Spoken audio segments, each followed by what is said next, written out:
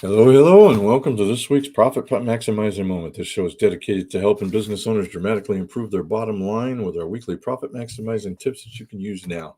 I'm your host and coach, Wayne Belisle. I'm also the founder of a local CPA firm that works with business owners to help them make more money and keep more of it from the IRS. I do that with our profit coaching programs and with our tax planning systems, which have saved my clients over $6.8 million over the last 5 years, all legally. I love my clients. I say this every week. I love my clients. Don't wish to share a jail cell with them. Today, we're going to talk about the secret key to unlocking your hidden profits in your business and what to do. But first, whoa, knocking the microphone. Hope you didn't hear that. First, today's support for today's show is brought to you by Profit Maximizing Publishing. Wow, I used to be able to talk, which published my book, The 90-Day Profit Reset, which will help you. Oh, let me put that on my bed. Do not disturb. I knew I forgot something. I'm in the middle of a meeting. Anyways, it'll help you gain your independence from reduced cash flow, shrinking margins, and evaporating customer base. In this book, you will find chapter after chapter, idea after idea about how you can turn around your business, reset your profits from red to black in 90 days or fewer, even if you're making a ton of money.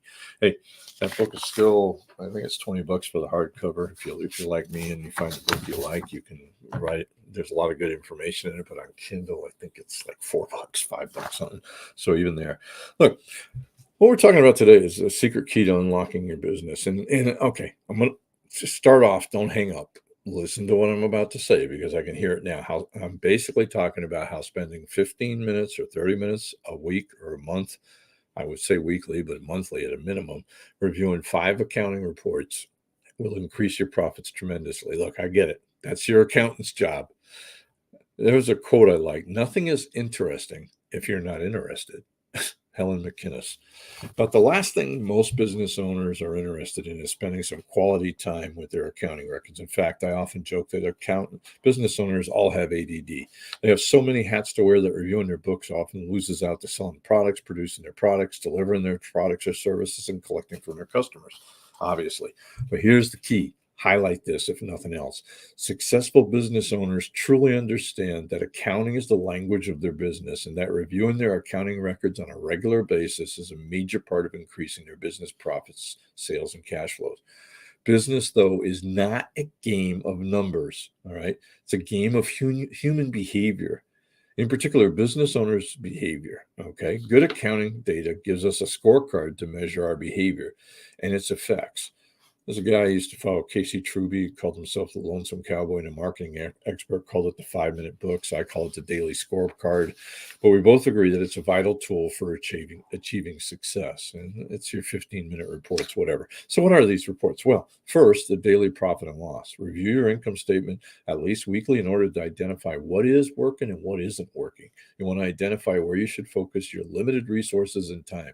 As a small business owner, you don't have a ton of, you're not Elon Musk. You're not going to go spend $44 billion to buy a failing company and turn it around. And because he has the resources, he'll probably pull it off. But you don't. So you have to figure out where to put your limited resources. Comparing results from month to month helps us identify trends and react quickly. That's the advantage a small company has, is the ability to pivot. All right. You also want to compare your results to industry average.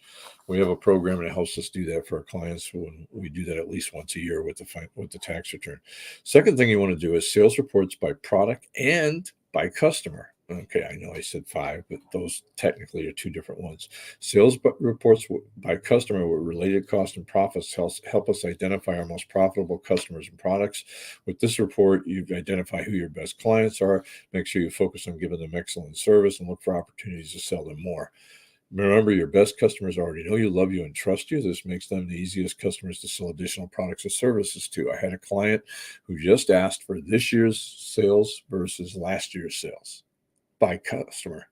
What was he doing? I asked him. I said, what are you using this for? Pretty simple and smart.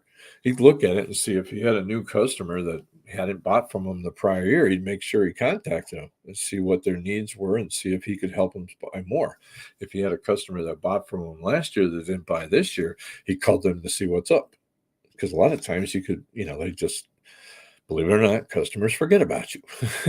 Or they thought they were getting a better deal and then they're afraid to come back. But he used that report pretty religiously on a quarterly basis, and that was something he did all the time. As a business owner, not a bad idea.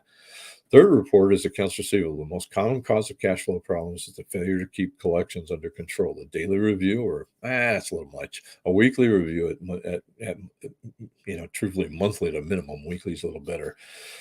Prevents and allows you to improve the chance of collection. Simply put, the older an invoice is, the least likely you are to collect it. Accounts payable. Too often, business owners look at what's in the bank and sees they have enough cash to buy that new car or piece of equipment. What they don't know is that they owe their vendors more than what they have in the bank. If business owners know how much cash they need in the next 30 days, 30, 60, 90 days, my experience is they're going to figure out a way to get it. All right. A daily review of your obligations and what you owe to other people, and having a plan to be able to actually take care of it will solve your problem. The fifth, cash. Cash is the blood. Profit can be an opinion, but cash is fact. It's simple as that. Each day you must know exactly how much you have in the bank. This is one step alone will drive you towards a bigger bank account. Look, those are 5. You can read this again or listen to this again. I'm sorry. But understand this. This is what 40 years of experience dealing with small business owners has taught me. I literally started working with small business owners like around 1974, 75, somewhere in there. I don't have to think about it now. What I've learned is highly profitable business owners let's try that again. Highly profitable businesses are almost always run by business owners who know their numbers. Simple as that. They value the information their accounting records provide, so they often hire an experienced CPA to help them analyze them. They have good records. If you don't have good records and you need them improved, you need to get somebody to help you. Look, I'm going to give you some action tips. Take some notes. This is what you need to do. Decide what reports you need to review in order to discover what you need to do to improve sales, cut costs, and increase profits. All about increasing profits. All right. Design the reports in your accounting program. Fix your accounting program if it doesn't. Schedule some time weekly to review these. All right. Get with us. We'll do it. It's a good idea to hire an experienced CPA to help you set up these reports and show you what to look for. And I'll be honest, my more profitable businesses hire me on a quarterly basis to review their financial reports with them to show them what we're seeing. And I have a program that actually does an analysis with that, but it's also, I've been doing this for a long time. Like I said, I passed the CPA exam in 1977, so I've been doing this a long time. So rewatch this one. Kept it kind of short, but it is very valuable. So until next time, this is Wayne Blowhouse saying, let's make this our most profitable year ever. Thank you very much.